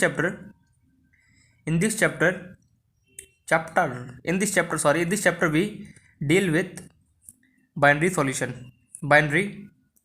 सॉल्यूशन। मीन्स हम इस चैप्टर में पूरा पढ़ेंगे बाइनरी सॉल्यूशन के बारे में, कि दो अगर कोई भी सब्सटेंस को उठा के लाया और मेरा मन किया मैंने मिक्स कर दूं, इन दैट केस क्या क्या उस पर चेंजेस अगर करागा, वो सारी चीज़ हमें यहाँ पे देखना है। ये पॉइंट क्लियर। अब सॉल्यूशन के अंदर दो चीज़ें होता है मेरे पास। अब जो सॉल्यूशन है ना, ये सारे वर्ड सुन रखेंगे बचपन में, सॉल्यूशन में 10th क्लास में 9th कहीं ना कहीं तो सुनेंगे। सॉल्यूशन के अंदर दो पार्ट होता है, एक तो सॉल्यूट बोला जाता है, याद करो सॉल्यूट, एंड दूसरा बोला जाता है सॉल्वेंट। जो सॉल्यूशन होता है बेसिकली उसको दो पार्ट में मैं क्लासिफाई कर सकता हूँ, एक तो पार्ट होता है सॉल्यूट एंड दूसरा पार्ट होता है सॉल्वेंट। अब यार सॉल्यूट क्या होता है, तो सॉल्यूट मेरे पास वो वाला पार्ट होता है जो सॉल्यूट, जो कोई भी कंपाउंड मीन्स कोई भी सॉल्यूशन जो कम अमाउंट में प्रेजेंट होता है ना, उसे हम क्या होते हैं, सॉल्यूट बोलते हैं। तो लिख भी देता हूँ यहाँ पे, प्रेजेंट स्मॉलर अमाउंट। अब यहाँ पर सीधे सीधे पता, अगर ये स्मॉलर अमाउंट होगा तो सॉल्वेंट क्या होगा, लार्जर अमाउंट में होगा, स्मॉलर अमाउंट। जो भी सॉल्यूशन के अंदर जो भी स्मॉल अमाउंट में कम अमाउंट में प्रेजेंट होगा उसे हम क्या बोलते हैं, सॉल्यूट बोलते हैं। एंड जो लार्जर अमाउंट में जो प्रेजेंट होता है उसे हम क्या बोलते हैं, सॉल्वेंट। तो यहाँ पे लिख रहे हैं लार्जर अमाउंट। लार्जर अमाउंट में जो भी चीज़ें प्रेजेंट होता है उसे हम क्या होता है, सॉल्वेंट बोला जाता है। तो ये बेसिक सा डेफिनेशन जो पता नहीं सॉल्यूट एंड सॉल्वेंट क्या होता है। सॉल्यूट बेसिकली होता है जो कम अमाउंट में प्रेजेंट होता है उसे मतलब सॉल्यूट, और जो ज़्यादा चीज़ें में प्रेजेंट होता है, जो ज़्यादा अमाउंट में प्रेजेंट होता है उसका मतलब सॉल्यूट। एक ही सॉल्यूशन के अंदर आएगा। देखो जैसे तुमने नींबू पानी बनाया, ठीक है, जैसे तुमने लेटे से शुगर सॉल्यूशन ही ले लो, चलो शुगर सॉल्यूशन, जैसे तुमने यहाँ पे शुगर मिला और यहाँ पे वाटर का ग्लास कितना ले, तो एक पूरा फुल ग्लास वाटर है, एक फुल ग्लास तुम्हारे पास क्या वाटर है, एंड तुम शुगर कितना डाल, मान लो कि 2 टीस्पून डाला, तो शुगर का अमाउंट कितना बहुत कम है, तो वो किसकी तरह बिहेव करेगा, सॉल्यूट की तरह। एंड तुम्हारे पास यहाँ पे जो वाटर है, वाटर क्या ज़्यादा अमाउंट है तो वो किसकी तरह बिहेव करेगा, सॉल्वेंट की तरह क्या होगा, मेरे पास यहाँ पे बिहेव करा होगा। That's it. सीधे सीधे इतना है। देखो सॉल्यूट जो होता है, जो कंपाउंड के अंदर या फिर सॉल्यूशन के अंदर जो कम अमाउंट में प्रेजेंट होता है उसे हम बोलते हैं सॉल्यूट, एंड जो ज्यादा अमाउंट में जो प्रेजेंट होता है ना उसे हम क्या बोलते हैं, सॉल्वेंट बोला जाता है। दैट्स इट, और कुछ भी यहाँ पे नहीं है। ओहो, अभी समझ में आया। जैसे मान लो कि जैसे क्या मन, जैसे तुम रसना बनाते हो, ठीक है, जो पीते हैं ना हम ठंडी में, सॉरी गर्मी में, क्या बोला ठंडी, जो गर्मी में रसना पीते हैं, तो रसना तुम एक पूरा ग्लास लेते हो, उसमें रसना तुम थोड़ा सा अमाउंट मारते हो, मीस जैसे 1 टीस्पून डालते हो, तो कम अमाउंट में क्या रसना डालो, तो रसना बेसिकली क्या होगा, यहाँ पे बेसिकली क्या होगा, सॉलिड की तरह बिहेव करेगा। एंड जो वाटर होगा, वाटर किसकी तरह, सॉल्वेंट की तरह यहाँ पे बिहेव करेगा। मीन जो कम अमाउंट में प्रेजेंट होता है उसे हम सॉलिड बोलते हैं, एंड जो ज्यादा अमाउंट में बेसिकली जो प्रेजेंट होता है उसे हम क्या बोलते हैं, सॉल्वेंट बोला जाता है। ये पॉइंट के लिए अब यार कम और इसको जो सॉल्यूट और सॉल्वेंट को पहचानने का एक और तरीका होता है, बेसिकली इसको हम 99.9% में हम इसको यूज करेंगे, लेकिन दूसरा तरीका भी होता है। There is another way to judge solute and solvent, mean solute कौन और सॉल्वेंट कौन, उसको जज करने का मेरे पास दूसरा भी एक तरीका होता है, टू जज सॉल्यूट एंड सॉल्वेंट। ये थोड़ा सा क्या ट्रिकी है। There is another way to, यहाँ पे लिखना देर इज अनदर वे, यहाँ पे लिखना बोलेगा there is another way to जज सॉल्यूट एंड सॉल्वेंट। वो अनदर वे क्या है, फाइनली, अरे क्या बोला, फाइनली देखो यहाँ पे, फाइनली जिस कंपोनेंट, अपनी लैंग्वेज लिख रहा हूँ, फाइनली जिस कंपोनेंट का फिजिकल स्टेट लूँगा फाइनल सॉल्यूशन में उसे सॉल्वेंट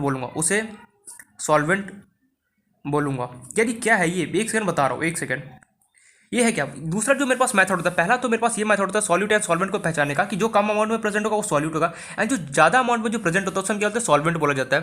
तो यहाँ पे लिखा है मेरे पास क्या, ये जो दूसरा मेरे पास मेथड है सॉल्यूट एंड सॉल्वेंट को पहचानने का, जो क्या लिखा, फाइनली जिस कंपोनेंट का फिजिकल स्टेट लूंगा फाइनल सॉल्यूशन में उसे सॉल्वेंट बोलूंगा। मतलब कि जैसे तुमने शुगर लिया, ठीक है, तुम्हारे पास शुगर है और तुम्हारे पास क्या है, यहाँ पे वाटर है, तुम इन दोनों को मिलाओगे तो बेसिकली जब शुगर को मिलाओगे और वाटर को मिलाओगे तो क्या कैसा कंपाउंड कैसे फॉर्म होगा, लिक्विड जब फॉर्म होगा। अरे यार शुगर है, शुगर बहुत कम अमाउंट में है एंड तुमने वाटर को इन दोनों को मिला दिया, वाटर और शुगर को मिलाओगे तो कैसा सॉल्यूशन होगा, लिक्विड सॉल्यूशन होगा। तो हम यहाँ पे स्टेट किसका होगा, वाटर का स्टेट होगा, क्योंकि देखो शुगर तो यहाँ पे सॉलिड स्टेट में है एंड जो वाटर होता है वो किस में, लिक्विड में था। जब इन दोनों को तुम मिलाओगे तो फाइनली जो तुम्हें स्टेट मिलेगा किसका क्या मिलेगा, लिक्विड। तो लिक्विड इन दोनों में से कौन है, वाटर। तो सिंपली वाटर क्या होगा, सॉल्वेंट होगा। अभी भी पल्ले नहीं पड़ा। देखो जैसे तुमने सॉल्ट लो, सॉल्ट प्लस तुम वाटर लो, इन दोनों को तुम कंबाइन करो, ठीक है। सॉल्ट और वाटर को तुम मिलाओ। सॉल्ट कैसा स्टेट में होता है, जितना नमक कैसा सॉलिड स्टेट में होता है, चलो ये बात तो क्लियर है। एंड जो वाटर होता है, वाटर कैसे स्टेट में होता है, लिक्विड स्टेट। जब इन दोनों को तुम मिलाओगे तो क्या होगा मेरे पास, जो सॉल्ट और ऐसा कभी हुआ है पानी को मिला और कुछ सॉलिड फॉर्म में नहीं मेरे पास होना, तो लिक्विड फॉर्म ही कन्वर्ट होगा। तो लिक्विड फॉर्म में यहाँ पे मेरे पास क्या होगा, जो भी फाइनली सॉल्यूशन होगा। तो देखो इन दोनों में से लिक्विड कौन है, वाटर। तो वाटर क्या होगा, सॉल्वेंट की तरह बिहेव करेगा, जो बाकी जो रेस्ट बचे क्या होगा, मेरे पास सॉलिड की तरह बिहेव करेगा। That's it. अभी समझ में नहीं आया। देखो हमें क्या करना है, तुम्हें जिसको भी मिक्स करना है उनसे पूछो भैया तेरा स्टेट क्या, वो बोलेगा सॉलिड हूँ, दूसरा बोलेगा मैं लिक्विड हूँ। जब इन दोनों को तुम मिलाओगे, मिलाने के बाद जो भी स्टेट होगा, मान लो मिलाने का तुम्हारा लिक्विड है, तो इन दोनों में से जो भी लिक्विड होगा वो क्या होगा, तुम्हारा सॉल्वेंट कहला जाएगा। उन दोनों, अगर मान लो दोनों को तुमने मिलाया, जैसे तुमने बहुत ज़्यादा, मान लो 1 kg तुम शुगर लेके आते हो और उसमें तुम थोड़ा सा मतलब कि 10 ml पानी मिलाते हो, ठीक है, इतना छोटा सा पानी मिलाते हो, लेकिन अभी भी सॉल्यूशन क्या, शुगर, अभी भी सॉल्यूशन जो मेरा बनेगा तो अभी भी शुगर ही रहेगा। क्योंकि तुमने क्या किया, एक ड्रम भर के मान लो, या फिर एक बकेट तुमने क्या किया, शुगर लेके आए एंड तुमने 1 ग्लास वाटर लेके आए। अब 1 ग्लास वाटर को अगर तुम बकेट में अगर पानी डालोगे, एक बकेट जो शुगर उसके अंदर तो पानी डालो तो कोई फर्क पड़ेगा शुगर को, बिल्कुल नहीं। ऐसा तो नहीं है कि मेरे पास जो सॉल्यूशन है वाटर को नहीं। तो जो भी फाइनल जो सॉल्यूशन बनेगा वो क्या होगा, अभी भी शुगर ही रहेगा। तो शुगर कैसा था, सॉलिड। तो यहाँ पे सॉल्यूशन कैसा बना, सॉलिड। तो फाइनली कैसा बना, सॉलिड बना। तो जो भी मेरे पास जो भी फाइनल जो सॉल्यूशन बनता है उसका स्टेट कैसा हुआ, सॉलिड। तो हमें उन दोनों से पूछना है कि शुगर और वाटर से पूछना है। वाटर से पूछा तो उसने बोला लिक्विड हूँ, शुगर से पूछा उसने बोला सॉलिड। मैंने पूछा सॉल्यूशन जो मेरा बना कंबाइन हो गया वो कैसा बना, सॉलिड बना। तो उन दोनों में से सॉलिड बना, शुगर है तो शुगर कैसा होगा, सॉल्वेंट की तरह बिहेव करेगा, और जो वाटर होगा क्या होगा मेरे पास, सॉल्यूट की तरह बिहेव करेगा। That's it. तो यार यहाँ पे हमने ये देखा, तो पहचानने का मेरे पास दूसरा तरीका में कंबाइन कर दो। कंबाइन करने का जिसका भी स्टेट वो लेगा, जिसका भी स्टेट मींस जो जिसका भी स्टेट लेगा, मींस स्टेट मतलब कि सॉलिड लिक्विड गैस, जो भी इसका स्टेट लेगा वही क्या होगा मेरे पास, सॉल्वेंट कहलाएगा। और वही क्या होगा, और जो रेस्ट बचेगा क्या होगा, सॉलिड कहलाएगा। तो ये बेसिकली हमारे पास सॉल्यूशन को फाइंड आउट, सॉलिड और सॉल्वेंट को पहचानने का दूसरा मेरे पास तरीका होता है। पहला तो हमने ये देखा सॉलिड को पहचानने का तरीका होता है कि बहुत जो कम अमाउंट में प्रेजेंट होता है उसे मैं सॉलिड बोलता हूँ, जो लार्जर अमाउंट में जो प्रेजेंट होता है कंपाउंड का दूसरा बोलते हैं सॉल्वेंट। दूसरा मेरे पास क्या मेथड होता है कि स्टेट, हमें स्टेट फिजिकल स्टेट देखना है। मींस एक था सॉलिड एक था लिक्विड, दोनों को कंबाइन कर दिया, फाइनल स्टेट मेरे पास जो कंपाउंड बना क्या, लिक्विड बना। तो दोनों में से लिक्विड कौन है, ये वाला लिक्विड है, तो ये क्या होगा, सॉल्वेंट कहलाएगा। जो बाकी जो रेस्ट बच गया वो क्या मेरे पास कहला होगा, सॉलिड कहला होगा। That's it. तो यहाँ से हम सॉलिड एंड सॉल्वेंट के बारे में हम यहाँ से पता कर सकते हैं। तो ये तो बेसिकली सॉल्यूशन का हमारा इंट्रोडक्शन था। सॉल्यूशन में हम यहाँ पे चैप्टर में सिर्फ और सिर्फ 2 कंपोनेंट को आपस में मिक्स करेंगे, वही हम यहाँ पे डिटेल में पढ़ना है। 2 से ज्यादा को हम यहाँ पे डिस्कस हम नहीं करेंगे। तो क्लियर हो गया वो पॉइंट। अब हमें देखना है कि जब हम 2 चीज़ों को जब मिलाएंगे उसमें कुछ कंसंट्रेशन टर्म्स आएगा हमारे पास, वो हमें यहाँ पे डिटेल में पढ़ना है। तो जब जैसे मान लो कि 2 कोई भी कंपोनेंट को लिया तुमने यहाँ पे मिक्स कर दिया, उसको हम क्या बोलते हैं, बाइनरी सॉल्यूशन बोलते हैं। बाइनरी सॉल्यूशन मतलब 2 कंपोनेंट्स को या फिर 2 सब्सटेंस को आपस में मिलाना, उसे हम क्या बोलते हैं, बाइनरी बोलते हैं। तो जब तुम 2 सॉल्यूशन को आपस में मिला रहे होते हैं ना, उसके अंदर कुछ कंसंट्रेशन टर्म्स आता है, उसके बारे में हमें यहाँ पे पढ़ना है। तो देखते हैं, देखो 2 के लिए हर एक के लिए मेरे पास वैल्यू होता है, बट इस चैप्टर में हम सिर्फ और सिर्फ 2 कंपोनेंट्स को मिला रहे हैं, इसलिए हमें यहाँ पे कुछ कंसंट्रेशन टर्म्स है जो कि हमें पढ़ना है यहाँ पे। तो स्टार्ट करते हैं अपना कंसंट्रेशन टर्म्स। तो कंसंट्रेशन टर्म्स क्या क्या हमारे पास यहाँ पे होने वाला है, कंसंट्रेशन टर्म्स। तो कंसंट्रेशन जो टर्म्स था, जो हमें कुछ यहाँ पे जैसे वहाँ पे हमने कुछ जनरल टर्म्स पढ़ा था इलेक्ट्रोकेमिस्ट्री में, जैसे कंडक्टिविटी हो गया, स्पेसिफिक रेजिस्टेंस हो गया, फिर मोलर कंडक्टिविटी हो गया, इक्विवेलेंट कंडक्टिविटी। वैसे यहाँ पे हमें कंसंट्रेशन कुछ टर्म्स पढ़ना होगा। देखना जैसे जैसे मैं यहाँ पे डिस्कस करूँगा ना, पुरानी चीज़ें याद आना स्टार्ट हो जाएगा। कंसंट्रेशन टर्म्स को हम 2 पार्ट में क्लासीफाई करते हैं। कंसंट्रेशन जो टर्म्स उसको 2 पार्ट में क्लासीफाई, एक तो होता है मेरे पास वॉल्यूम रिलेटेड जो भी मेरे पास कंसंट्रेशन टर्म होगा वो, एंड एक जो होता है मेरे पास मास रिलेटेड, मीन्स मास से रिलेटेड जो भी मीन्स होगा वो। हमने देखो यहाँ पे वाई में कई बार ये हमसे क्वेश्चन पूछा जाता है सॉलिड से, ये जो सॉल्यूशन से रिलेटेड कि अच्छा ये बताओ इसमें से कंसंट्रेशन टर्म तुम्हें 4 दे देगा, उसमें से पूछा बताओ ये टेम्परेचर पर डिपेंड करेगा या फिर नहीं करेगा। इस टाइप से क्वेश्चन भी आता है, ठीक है। मैं बताऊंगा अभी, पहले यहाँ पे देखो कंसंट्रेशन टर्म्स को बेसिकली हमने 2 पार्ट में क्या क्या क्लासीफाई किया। एक तो वॉल्यूम रिलेटेड होता है, दूसरा मास। मीन्स वॉल्यूम से जितने रिलेटेड टर्म्स होगा उसको अलग कर दो, एंड जो मास से रिलेटेड जितने भी टर्म्स हो उसको अलग कर दो। तो वॉल्यूम से रिलेटेड, अब वॉल्यूम से रिलेटेड टर्म्स होने का मतलब क्या है, वॉल्यूम से रिलेटेड जो जितने भी टर्म्स होगा ना वो क्या होगा, टेम्परेचर पर डिपेंड करोगा। टेम्परेचर से डिपेंड करना, अगर तुम टेम्परेचर बढ़ाओगे तो उसके अंदर कुछ चेंजेस आ रहा होगा, टेम्परेचर कम करोगे तो उसके अंदर कुछ ना कुछ चेंजेस आ रहा होगा। तो वॉल्यूम से रिलेटेड का मतलब है, volume related it means all the terms related to volume is depend on temperature. यहाँ पे टेम्परेचर पे बेसिकली क्या होगा, जितने भी टर्म्स हो गए वॉल्यूम के, जितने भी टर्म्स यहाँ पे आने वो सारे क्या होगा, टेम्परेचर पे डिपेंड करेंगे, डिपेंड ऑन टेम्परेचर। वही मास से रिलेटेड आ जाओ, तो यहाँ पे जस्ट इसका ऑपोजिट हो रहा था। यहाँ पे टेम्परेचर से वॉल्यूम से रिलेटेड जितने भी टर्म्स होते हैं वो टेम्परेचर पर डिपेंड कर रहे होते हैं। मास से रिलेटेड में क्या होता है, जितने भी टर्म्स होते हैं ना वो टेम्परेचर से क्या होता है, डिपेंड नहीं कर रहे होते। तो यहाँ पे it means all the terms related to, terms कैसे हो, concentration terms, all the terms related to mass is not depend on temperature, not depend on temperature. पहले तो ये सब शॉर्ट फॉर्म लिख दो टीएमपी, टेम्परेचर। देखो यहाँ पे कंसंट्रेशन टर्म्स को मैंने दो पार्ट में क्लासिफाई, एक तो वॉल्यूम रिलेटेड और एक दूसरा मास रिलेटेड। वॉल्यूम रिलेटेड बेसिकली ऐसे टर्म्स होते हैं, वॉल्यूम रिलेटेड का मतलब क्या है, जितने भी यहाँ पे टर्म्स हमारे पास आने वाले वो सारे टेम्परेचर पर डिपेंड करें। मींस अगर तुम टेम्परेचर बढ़ाओगे तो कुछ ना कुछ चेंजेस हो रहा होगा, टेम्परेचर कम करोगे देन उसके अंदर कुछ ना कुछ तो चेंजेस होना श्योर है। लेकिन जितने भी मेरे पास मास से रिलेटेड टर्म्स होते हैं उसको तुम टेम्परेचर बढ़ाओ घटाओ कुछ भी करो टेम्परेचर के साथ, उसके अंदर कोई भी चेंज क्या वो नहीं है। जैसे मेरे पास मान लो किसी पर्सन का वेट है, मान लो कि 20 kg है, ठीक है, 20 kg वेट है। अगर मान लो तुम रूम के अंदर हीट के अंदर लेके अभी भी तो 20 kg रहेगा ना, और तुम मान लो कोल्ड के अंदर जाते हो, मान लो तुमने राजस्थान के अंदर गया उस 20 kg बैग लेके गया और वहाँ पे रख दिया, तो क्या राजस्थान में ऐसा है कि 20 kg से वेट हो गया 40 kg हो गया, ऐसा तो नहीं होगा। मान लो तुम श्रीनगर या फिर जम्मू में कहीं गए एकदम जहाँ पे आइस है वहाँ पर जाके 20 kg वेट को रख दोगे, तो अभी भी कोल्ड की वजह से भी तो वेट तो वही रहेगा, वेट तो मेरे पास चेंज नहीं, तो वही होता है जो मास होता है ना वो टेम्परेचर से बेसिकली चेंज नहीं होता है। लेकिन वही जो वॉल्यूम होता है, जैसे तुम क्या करो, एक ग्लास वाटर को लो, एक ग्लास वाटर के अंदर तुमने ग्लास में फिलअप कर दिया, अब तुम उसको हीट करो, देखना पूरा ग्लास जितना भी वहाँ पे वाटर होगा, जैसे चाय बनाते हो तो चाय जैसे हम ऑन करता हो तो सिंपली ऊपर से वेपर आना स्टार्ट, मीन्स जो वेपर आना स्टार्ट मीन्स जो वाटर होता है वो क्या होता है वो वेपर के फॉर्म में कन्वर्ट हो जाता है। तो मीन्स जो अगर मान लो एक ग्लास वाटर लो और उसको हीट करना नीचे स्टार्ट देना, 10 मिनट के अंदर या फिर 5 मिनट के अंदर जितने भी वाटर का सब उड़ जाएगा। वहीं अगर तुम वाटर को क्या करो टेम्परेचर डाउन कर दो, जैसे फ्रिज में क्या होता है कोल्ड वाटर कैसे हमारा जो आइस होता है कैसे कन्वर्ट होता है, जो टेम्परेचर जैसे पानी का टेम्परेचर क्या होता है मेरे पास फ्रीजिंग पॉइंट 0 डिग्री सेल्सियस होता है, लेकिन क्या होता है उससे डिग्री कम हो जाता है, जो टेम्परेचर जैसे जैसे कम होता जाता है वाटर क्या होता है मेरे पास आइस फॉर्म में कन्वर्ट हो जाता है। मतलब यहाँ पे ये है कि जितने भी वॉल्यूम से रिलेटेड टर्म्स होगा ना वो सब कुछ टेम्परेचर पर डिपेंड करा होगा, एंड जितने भी मेरे पास मास से रिलेटेड टर्म्स होगा वो क्या होगा मेरे पास वॉल्यूम पर डिपेंड नहीं करा होगा, दैट्स इट। अब कौन कौन से टर्म्स होते हैं तो देखते हैं, पहला जो मेरे पास है वो होगा मेरे पास percentage by volume, percentage by volume, या फिर इसको हम बोलते हैं वेट बाय वेट, या फिर इसको हम बोलते हैं वॉल्यूम बाय वॉल्यूम परसेंट। दूसरा यहाँ पे एक टर्म्स होता है जिसको बोलते हैं wait percent by volume, wait percent by volume. ये सारे टर्म्स को बिकी के लिए डिफाइन कर बस लिखते चलो कि कौन कौन से टर्म्स होते हैं जो वॉल्यूम से रिलेटेड होते हैं एंड कौन कौन से टर्म्स जो मास से रिलेटेड होते हैं। तो वेट बाय वॉल्यूम परसेंट इसको हम बेसिकली बोलते हैं weight upon volume percent. Third जो बेसिकली होता है उसका नाम होता है मोलैरिटी, कुछ याद है मोलैरिटी, ये बहुत ज़्यादा इंपॉर्टेंट है, मीन्स मोलैरिटी भी क्या होगा टेम्परेचर पर डिपेंड करेगा।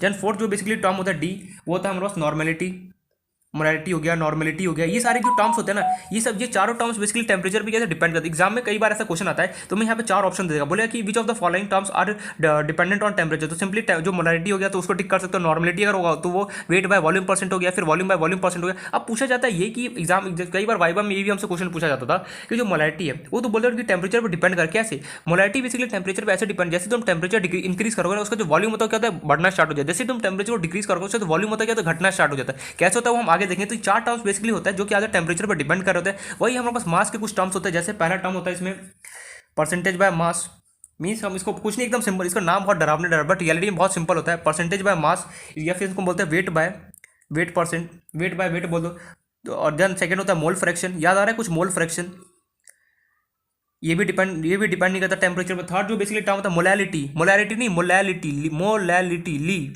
और यहाँ पे मोलैरिटी आर है वहाँ पे एल होगा मोलैलिटी, ये उतना ज़्यादा इंपॉर्टेंट टर्म नहीं है। जो नेक्स्ट जो है उसको अंदर पार्ट्स पर मिलियन, ये भी एक टर्म है पार्ट्स पर मिलियन, या फिर कई बार इसको हम बिलियन भी बोलते हैं। तो ये बेसिकली यहाँ पे मेरे पास वॉल्यूम से रिलेटेड ये 4 टर्म्स है यहाँ पे, और जो मास से रिलेटेड ये चार टर्म्स है, ये जो चारों टर्म्स है weight volume by volume percent, weight by volume percent, molarity normal, ये चारों टर्म्स जो है बेसिकली टेम्परेचर पर डिपेंड करते हैं। मीन टेम्परेचर पर तुम चेंज करोगे या फिर इंक्रीज करोगे या फिर डिक्रीज करोगे तो कुछ ना कुछ यहाँ पे इफेक्ट तो होना ही होना है। सिमिलरली यहाँ पे मेरे पास 4 टर्म्स है, जो क्या होगा मेरे पास जो जरूरी है कि और भी बहुत से टर्म्स को आप लिख सकते हो, बट जो मेनली जो हमारा टर्म्स है उसको मैं यहाँ लिख रहा हूँ। ये बेसिकली जैसे वेट बाय वेट परसेंट हो गया, मोल फ्रैक्शन हो गया, मोलैलिटी हो गया, पार्ट्स पर मिलियन, ये सारे जो टर्म्स है वो टेम्परेचर पर डिपेंड थोड़ा सा भी डिपेंड नहीं करते। याद रखना यहाँ पे मैं कौन कौन सा जो यूज होने वाला, एक तो मोल फ्रैक्शन को यहाँ इस चैप्टर बहुत ज़्यादा यूज होने वाला है, बहुत ज़्यादा इंपॉर्टेंट है। मोलैलिटी का भी यहाँ पे यूज होगा, मोलैलिटी का भी यूज होगा, मीन्स ये कुछ टर्म्स है जो बहुत ज़्यादा इस चैप्टर में यूज, मोलैलिटी निकालने के लिए बहुत जगह यूज होगा, मोल फ्रैक्शन भी बहुत जगह यूज होगा, मोलैलिटी भी क्या होगा बहुत जगह हमारे पास यूज होगा। अब हमें ये तो समझ में आ गया 4 टर्म्स ऐसे कौन कौन से जो टेम्परेचर पर डिपेंड करेगी, याद रखना एग्जाम में कई बार एमसीक्यू में पूछ रहा है 4 टर्म्स में देगा, पूछ रहा विच of the following depends on temperature, या फिर पूछ रहा विच of the following does not depend on temperature. तो ये 4 टर्म्स बेसिकली हमें कौन कौन से ये 4 टर्म्स है, volume by volume percent, weight by volume percent, molarity normally, ये चारों टर्म्स डिपेंड करते हैं टेम्परेचर पे। जितने भी वॉल्यूम से रिलेटेड टर्म्स होते हैं वो सारे क्या होता है बेसिकली टेम्परेचर पर डिपेंड करते हैं, एंड जितने भी मास से रिलेटेड टर्म्स होते हैं वो क्या होता है टेम्परेचर पे बेसिकली हमारे पास डिपेंड नहीं करता, दैट्स इट। ठीक है, अब यहाँ पे मैं सारे एक एक टर्म्स के बारे में पूरा डिटेल में यहाँ पे पोस्टमार्टम करना है, तो स्टार्ट करते हैं अपना एक एक करके टर्म्स। तो पहला जो हमारा टर्म है, पहला टर्म में उठा रहा हूँ वेट बाय वेट परसेंट, ठीक है। जितने भी टोटल 8 टर्म्स है सब सारे के बारे में डिटेल में यहाँ पे पढ़ना है एक एक करके। तो स्टार्ट करते हैं कुछ टर्म्स अपना। तो वेट बाय, सबसे पहले मैं देख रहा हूँ weight by weight percent, oh sorry short W T indicate for wait, मैं लिख भी देता हूँ W T indicate for wait, यहाँ पे साइड में लिख लेना डब्ल्यू टी मतलब होता है वेट, ठीक है। तो वेट बाय वेट परसेंट, इसका मतलब क्या था, इसमें सिंपल सा हमें एक फॉर्मुला हमारे पास निकल गया था, बस उसे हमें देखना है, काम नहीं पड़ जाएगा। तो simply weight by weight percent ये होता है हमारे पास। डेफिनेशन पे जाओगे बहुत ज़्यादा कंफ्यूजन हो, डेफिनेशन पे हम नहीं जाना। तो वेट बाय वेट परसेंट का फॉर्मुला मेरे पास होता है, वेट बाय वेट परसेंट का फॉर्मुला होता है कि मास ऑफ सॉलिड, जो भी वहाँ पे हमें गिवन होगा, मास ऑफ सॉलिड, जो भी सॉलिड होगा उसका mass divide by mass of जो सॉल्यूशन है उसका मास, मास ऑफ, क्वेश्चन भी करेंगे सब क्लियर हो जाएगा, mass of solution multiply by 100। यही बेसिकली होता है हमारे पास वेट बाय वेट परसेंट का फॉर्मूला। मीन्स जो भी मेरे पास क्वेश्चन में गिवन है, mass of solid divide by जो भी, जैसे मान लो कि हमने जैसे शुगर और वाटर को मिक्स किया, तो शुगर का बेसिकली मास लिख दूंगा, और जो वाटर है उस पूरे सॉल्यूशन का मैं यहाँ पे मास लिखूँ, डिवाइड कर दूंगा, मल्टीप्लाई बाय 100 करूँगा, तो यहाँ से मुझे वेट बाय वेट परसेंट मिल जाएगा। अब ये रियलिटी में होता क्या है, तो सिंपली देखो, जैसे मैं एग्जांपल के थ्रू समझाने की कोशिश करूंगा। एक एग्जांपल समझना, जैसे तुम्हें गिवन है अ सॉल्यूशन ऑफ NaCl, पहले मैं इसको समझा रहा हूँ, उसके बाद मैं न्यूमेरिकल करूंगा इस पे। A solution of NaCl in water is 5%, is water is a solution of NaCl in water is 5%, और जो 5% कैसा गिवन है तुम्हें, weight by weight percent given है। ऐसा तुम्हें कभी क्वेश्चन में गिवन हो कि NaCl होगा एक सॉल्यूशन NaCl का, जिस मान लो तुम्हारे पास इसके अंदर NaCl का कोई सॉल्यूशन है, तुमने क्या किया, इसके अंदर 5% वाटर को मिक्स कर दिया, और कैसे मिक्स किया, वेट बाय वेट परसेंट से तुमने मिक्स किया। अब यहाँ से तुम क्या इसको पढ़ के तुम यहाँ से क्या प्रेडिक्ट कर सकते हो, क्या नॉलेज निकाल सकते हो, इसको पढ़ के तुम सिंपली ये बोल सकते हो, जो 5 ग्राम जो NaCl होगा, 5 ग्राम NaCl is present in 5 gram NaCl is present in 100 gram solution, that's it, काम नहीं पड़ गया। इसको देख के तुमने क्या प्रेडिक्ट किया, यहाँ पे क्या दिया मैंने, देखो यहाँ पे मैंने लिखा वेट बाय वेट परसेंट होता क्या, पहले तो फॉर्मुला लिखा मैंने, उसके बाद यहाँ पे जो लिखा है a solution of NaCl in water is 5% weight by weight percent, मतलब कि सॉरी यहाँ पे गलती से मैंने मिस्टेक कर दिया। यहाँ पे तुम्हारे पास वाटर का पूरा एक सॉल्यूशन, जिसके अंदर तुमने क्या किया, 5% बेसिकली क्या किया तुमने NaCl को मिक्स किया, और वो कैसा लिया, वेट बाय वेट पर, NaCl मतलब नमक। क्या बोला जा रहा है, मेरे पास 5 ग्राम मैंने NaCl मिला दिया वेट बाय वेट परसेंट। अब इसका मतलब क्या है यार, वेट बाय वेट परसेंट का मतलब क्या होता है कि जो भी तुम यहाँ पे मिला रहे हो वो क्या होगा, 100 ml 100 ग्राम सॉल्यूशन के क्या, जो 100 ग्राम मान लो कि मेरे पास यहाँ पे क्या वाटर है, उसके अंदर जितना भी तुम यहाँ पे मान लो NaCl मिलाओ, तुम्हारा मन करे कुछ भी, जो भी मन करे सॉल्यूशन वो मिलाओ, लेकिन हम यहाँ पे हमेशा 100 ग्राम लेना है। तो यार वेट बाय वेट परसेंट का सीधा सीधा को ये सब याद करने का कोई जरूरत नहीं, सीधे सीधा वेट बाय वेट परसेंट को पूछे तो सीधे बोलना mass of solute divide by mass of solution multiply by 100 कर दो, तुम्हें वेट बाय वेट परसेंट मिल जाएगा, ठीक है। अब इसका क्वेश्चन किस टाइप से आता है वो हम यहाँ पे देखते हैं, देन स्टार्ट करेंगे अपना नेक्स्ट टर्म, एक एक करके यहाँ पे सारे टर्म्स को हमें देखना है, फिर यहाँ पे बहुत सारी टोटल 8 टर्म्स को डिटेल में पढ़ेंगे, फिर हम चलेंगे नेक्स्ट जो टॉपिक है वेपर प्रेशर, ये सारा कुछ हमें यहाँ पे देखना है। तो इस पर देखते हैं न्यूमेरिकल किस टाइप से हमारा क्वेश्चन बन सकता है।